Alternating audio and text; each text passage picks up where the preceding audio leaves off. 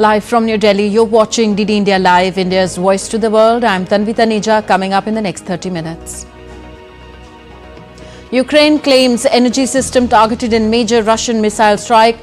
Zelensky condemns the inhuman attack on Christmas.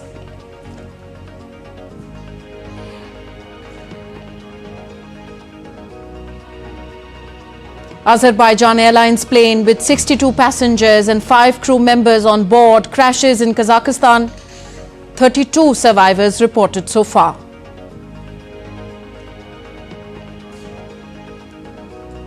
And Pope Francis appeals for courage to better the world as Christmas is celebrated with hope around the world.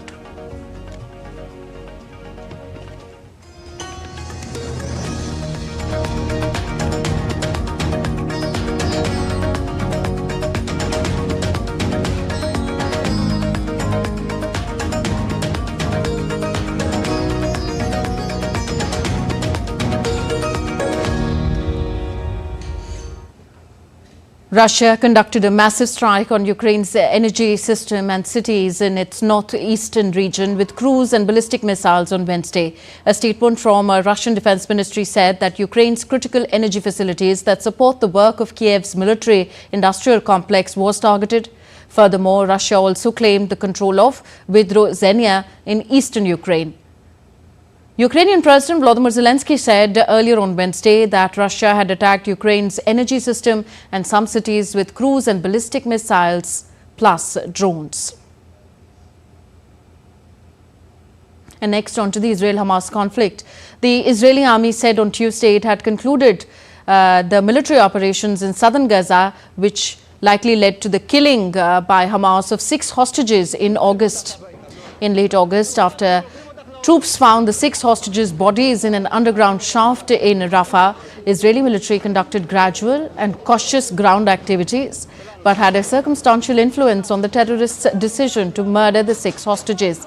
Netanyahu said at the time that the 6, Kamel Gat, Eden Yerushlami, Heresh Goldberg Polin, Alexander Lobanov, Almog Sarusi and Ori Danino were executed with a bullet to the head.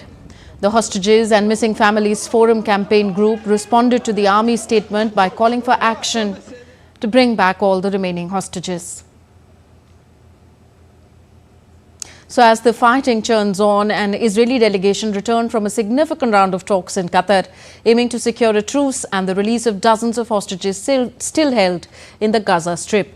Indirect negotiations between Israel and Hamas, mediated by Qatar, Egypt and the United States, have taken place in Doha in recent days, rekindling hope of an agreement that has proven elusive. On Monday, Netanyahu told Parliament that there was some progress in the negotiations. Hamas and other Palestinian groups have also reported progress this week towards a ceasefire.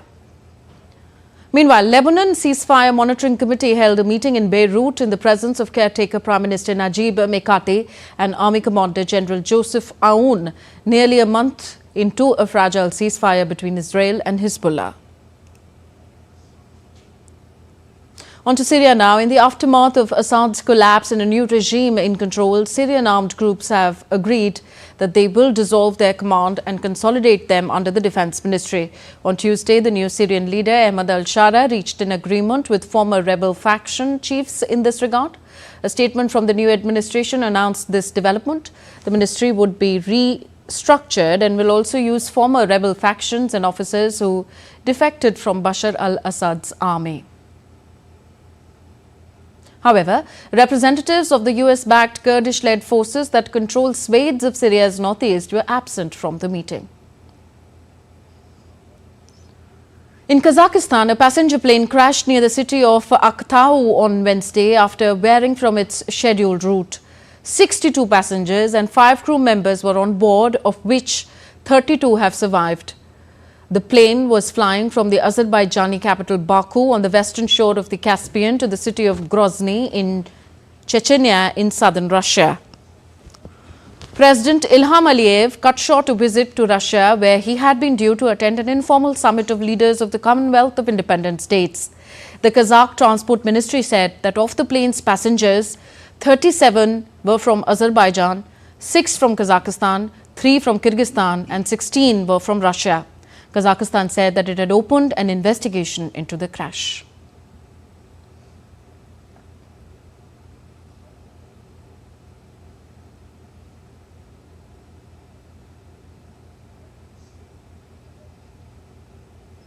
Russian President Vladimir Putin has expressed his condolences to the President of Azerbaijan over the loss of life in the plane crash. He said, and I quote, "We deeply sympathize with those who lost their relatives and friends in this plane crash and wish a speedy recovery to all those who managed to survive."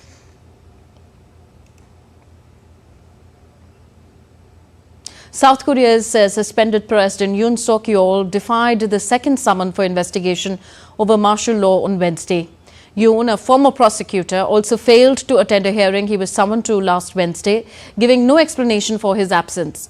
The Corruption Investigation Office is expected to decide in the coming days whether to issue a third summons. The officials are also expected to ask the court to grant an arrest warrant that would compel Yoon to appear for questioning. Yoon was stripped of his duties by Parliament on December 14th, 11 days after his brief declaration of martial law in the country. Yoon faces impeachment and criminal charges of insurrection that could see him jailed for life. He can even face the death penalty. Violence that engulfed Mozambique after the country's highest court confirmed ruling Frelimo Party presidential candidate Daniel Chapo as the winner of disputed October 9th elections that killed at least 21 people. Mozambique Interior Minister Pascoal Ronda told a news conference late on Tuesday that a wave of violence and looting was sparked by the court's announcement a day earlier.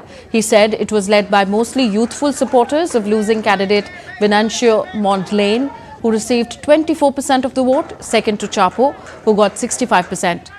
78 people have been arrested so far and security measures have been tightened across the country. Tensions were high in the country ahead of the Constitutional Council ruling on Monday, and violent protests started immediately after the announcement was made. At least 3 people were killed and others injured when armed men opened fire on a group of journalists gathered for a government press conference set to announce the reopening of Haiti's largest public hospital. 2 reporters and a police officer were killed. Armed gangs in Haiti, with near total control over capital Port-au-Prince and wide remit over the rest of the country, have targeted hospitals to show their muscle over the government, forcing most to shut down. The people of Haiti continue to suffer with unbearable levels of gang violence. Haiti has been engulfed in a wave of gang violence since the assassination in 2021 of the then president, Jovenel Moise. The UN says that as many as 5,000 people have been killed in the violence in Haiti this year alone, and now that the country is on the verge of collapse. Eruption from the volcano in the US state of Hawaii has stabilized and the alert level has been dropped. Kilauea, believed to be one of the most active volcanoes on Earth, began erupting on Monday and was limited to a closed area of Hawaii Volcanoes National Park. The volcano alert has since been lowered from warning to watch and its aviation color code from red to orange. However, the United States Geological Survey said that the primary concern is the plume of gas, including sulfur dioxide and fine volcanic particles that reach up to 2,440 meters altitude. On a mission to touch the sun, NASA's Parker solar probe became the first spacecraft to fly through the sun's upper atmosphere in 2021. On 25th December 2024, probe is attempting to make history with the closest ever approach to the sun. Here's Aarti Rana with more. The Parker solar probe is plunging into our star's outer atmosphere to try and help us better understand how the sun works. The mission is named for Dr. Eugene N. Parker, who pioneered modern understanding of the sun. As per NASA, the Parker solar probe was supposed to fly just around 6.1 million kilometers from the surface of the sun on Tuesday, December 24th at 6:53 a.m. European Standard Time, or about 5:30 p.m. Indian Standard Time. As predicted by the agency, during closest approach or perihelion, the mission operations went out of contact with the spacecraft. Parker will transmit another beacon tone on Friday, December 27th to confirm its health following the close flyby. The Parker Solar Probe was launched in 2018. It has already swept past the sun 21 times, getting ever nearer, but the Christmas Eve visit is record-breaking. The probe would have probably faced temperatures of 1800 Fahrenheit or about 982 degrees Celsius and radiation that could frazzle the onboard electronics. We have never had a human-made object so close to the sun. To get that close, we had to use Venus to have our gravity assist to slow Parker down so that it could get that close. Also, we had to not melt. That's why the Parker has this heat shield that holds the instruments at room temperature and keeps the heat of the sun away. And these are just amazing feats. And so it's so amazing that we are so close and really getting to measure in detail this material up close. During its journey, the mission will provide answers to long-standing questions that have puzzled scientists for more than 60 years. Why is the corona much hotter than the sun's surface? How does the solar wind accelerate? What are the sources of high-energy solar particles?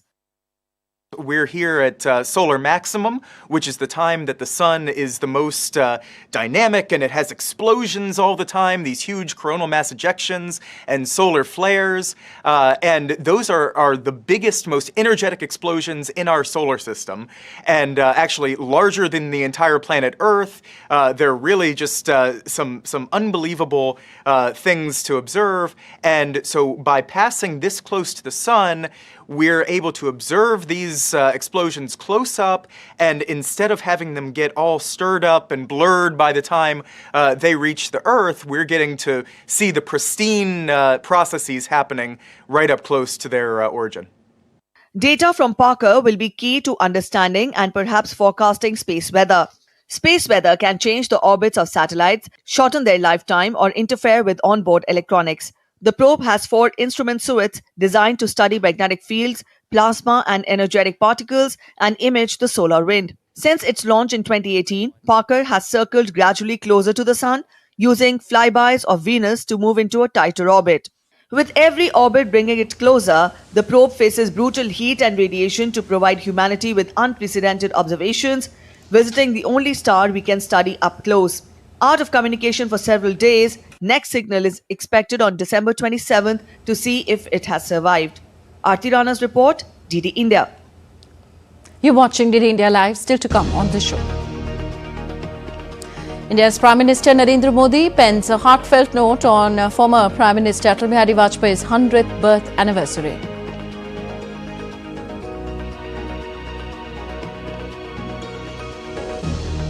And German retailers have come out with their not so optimistic latest sales figures. We'll tell you why.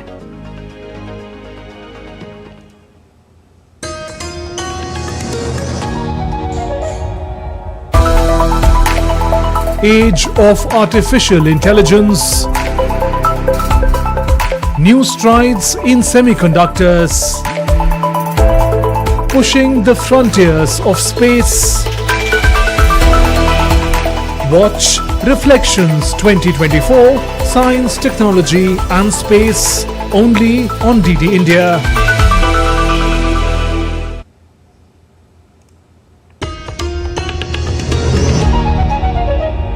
Thank you for staying with us. You're watching DD India Live. I'm Tanvi Taneja. India is remembering former Prime Minister Atal Bihari Vajpayee, the statesman who shaped India with his vision and resolve.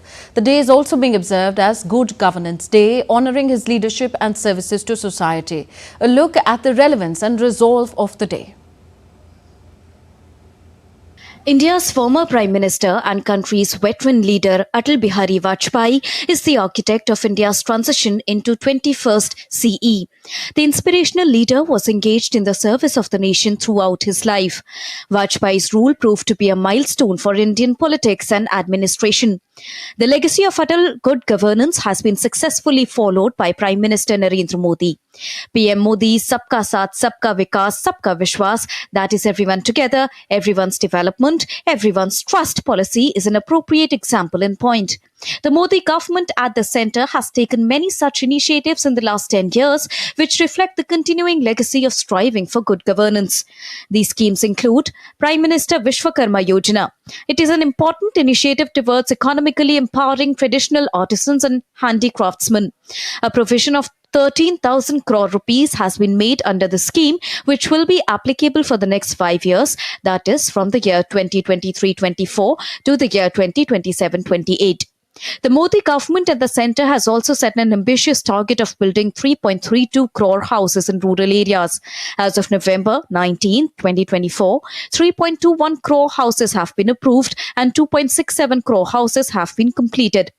The Jan Dhan scheme has proved to be a decisive factor in connecting every citizen of the country to the banking system. Under the scheme, people living below the poverty line can open zero balance account in their banks. The Pradhan Mantri Kaushal Vikas scheme has proved to be a boon for India's growing economy.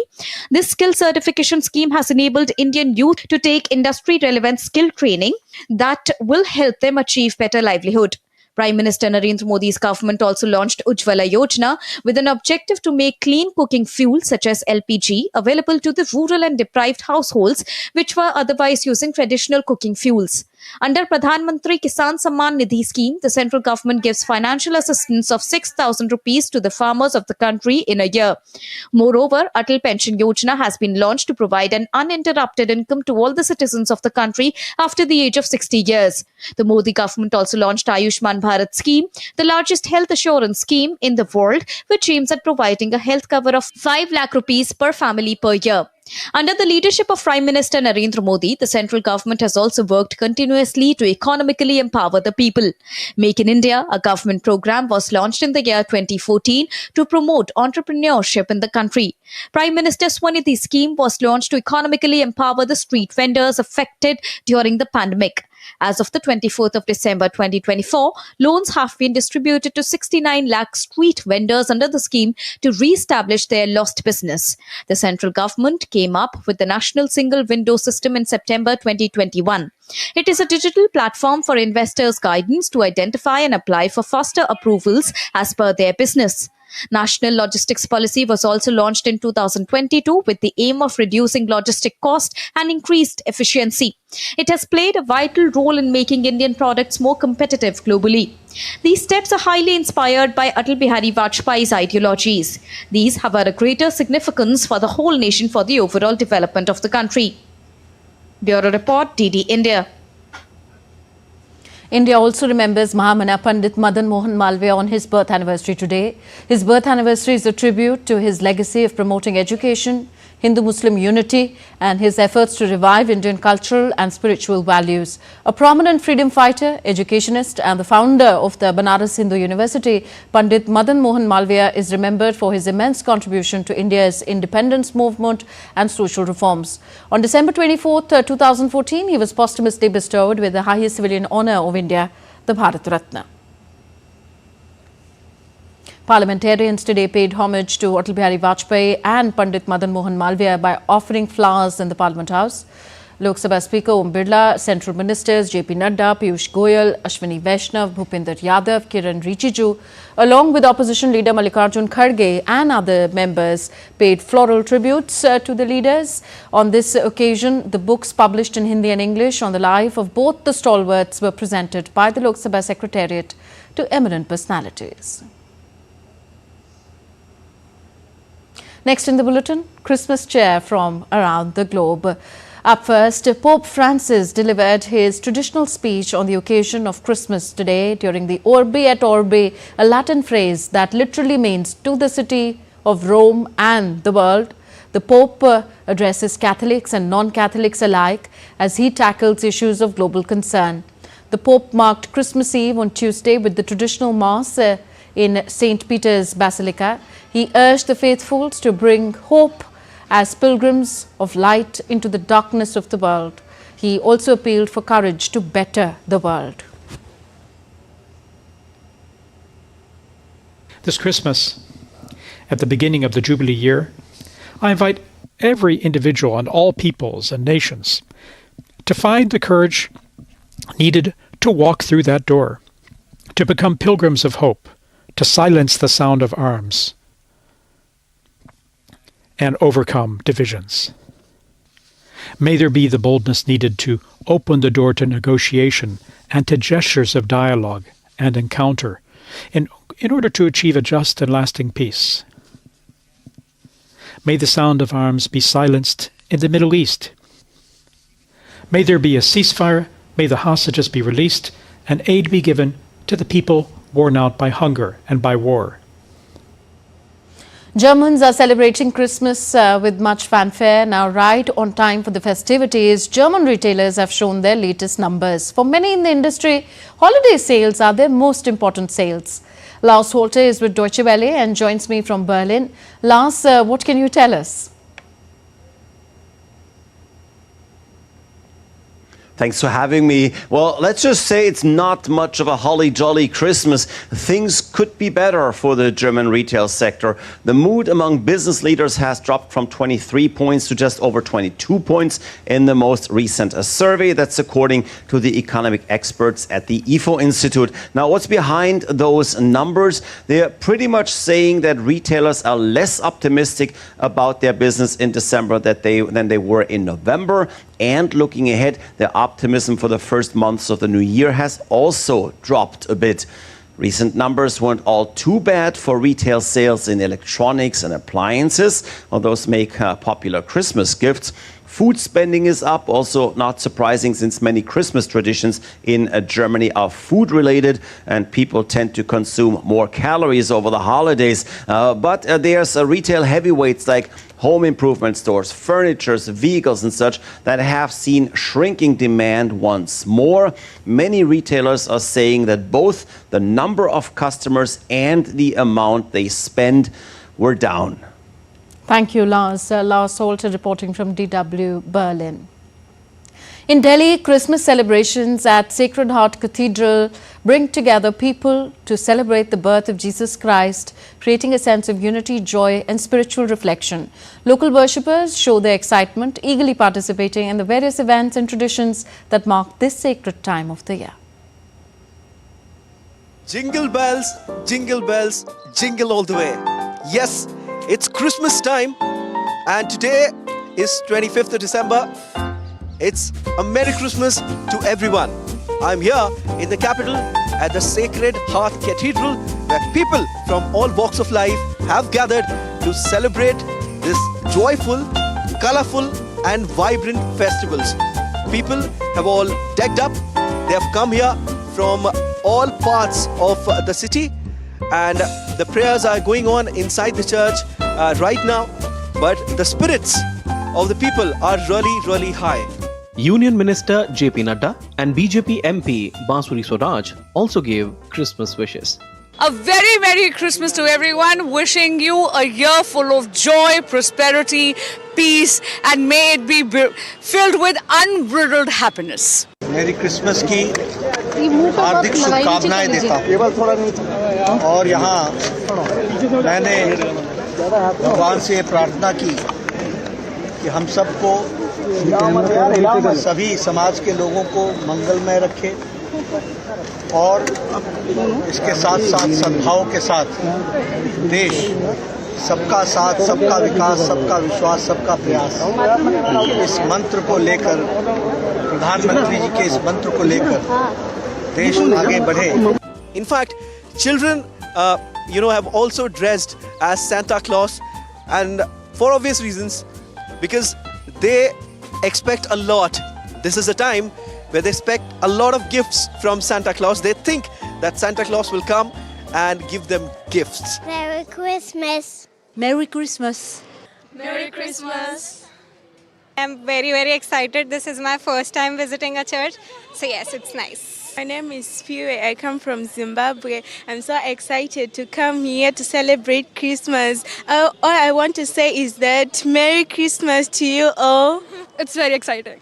Merry Christmas. Merry Christmas. They request their parents, they request their families. In fact, this is that time of the year when families gather in unison. They celebrate this festival. They eat, they pray, and they go out for shopping. And this is that time of the year when you can see decorations all over the place. Here also at the Sacred Heart Cathedral, the decorations are very beautiful. you can see a very beautifully decorated Christmas tree and also decorations everywhere. People are coming here and lighting the candles. The spirits are really high in the capital. Also because it's a bright sunny morning, the weather is very beautiful. People are coming out of their houses to celebrate this, and certainly Christmas is celebrated all over the world, and people exchange gifts, and also charity takes place all throughout the month. So it's a very beautiful time here in the capital, where people have gathered, people are celebrating this. They are distributing cakes and celebrating Christmas with much joy and fervor. With camera person Vish Bandhu, this is Siddharth Bharadwaj reporting for DD India in New Delhi. That's it in this broadcast. But before we go, India's public broadcaster Prasar Bharati has recently launched Waves, entering the field of OTT platform. Waves provides a complete infotainment ecosystem to digital media and OTT audiences. If you want great content for free, you can download Waves today. That's it in this edition of DD India Live. Do let us know your thoughts on the news of the day. We'll be back with more news as it breaks here on DD India. I'm Tanvi Taneja from all of us here in New Delhi. Thank you for watching. Namaskar.